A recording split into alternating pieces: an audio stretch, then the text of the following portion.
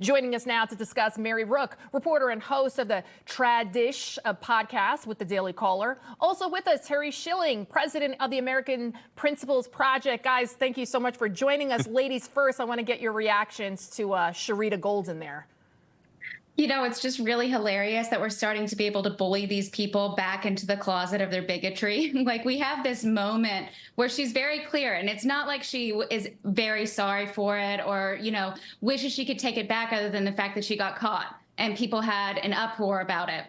Right. Because if no one had said anything about it, the statement would have gone through. She would have continued with that line of, you know, if you're white, if you're heterosexual, if you own a house, all of a sudden you have privilege. Yeah, in this economy, it is a privilege to own a house because no one can do that anymore. No one's going out and buying properties because everybody's too poor to do it. So in that regard, sure, it's a privilege. But the reality is that whenever you allow these people to continue to hold the narrative or hold the, you know, main thought in our country, that's where the real racism is allowed to stand. And that's where these people are just allowed to sit back and go, okay, you're white, then you're racist. And guess what? I can call you a racist while sitting on top of my Johns Hopkins throne. I know. God only knows how much money she's making. And Terry, what was your reaction to this? And do you think she was forced to issue the apology, or all of a sudden she came to her senses? Well, the brilliant Mary Rook has just pointed out what I was going to say, which is this is a woman at Johns Hopkins, right? I mean, not only that is like the epitome of privilege and wealth and obviously a worthless job, right? Why do we have diversity ministers at these hospitals? Is that why our medical bills are so high and unaffordable? Is that why I can't afford all the time to bring my kids to the hospital? This is a joke. They need to fire these people. It's a waste of time and money. You should go to California and declare yourself an illegal, and then all your medical bills will be paid for. So, Terry, whoever is running President Trump's social media needs an award or something. And I also want to get your reaction to this too. This is hysterical. Take a look at this latest video posted to Trump's social media accounts.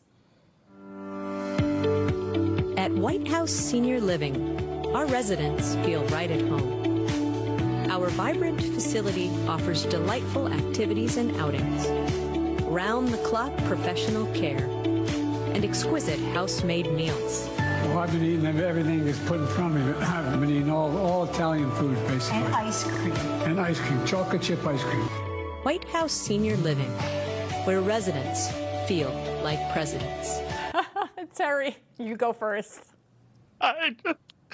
Look, it's beautiful. It's also sad though, right? This is the guy that has the nuclear codes. This is the guy that, you know, as we're heading into World War III, is the guy that's going to be commanding our troops. It's really scary, but you know, I've never been more optimistic that President Trump is going to reclaim the White House and start to restore this country back again. I mean, he had everything against him.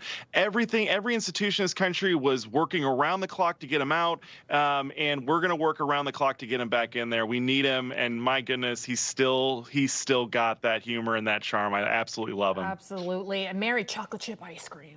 Your reaction. Isn't it so great that literally the day after Trump posts this, Joe Biden shows up and is just completely confused at his, like, you know, big campaign or spot that he went to today. He's walking around sniffing little girls, making them uncomfortable. It's just typical that Trump would put this out and then Biden's like, hold my beer.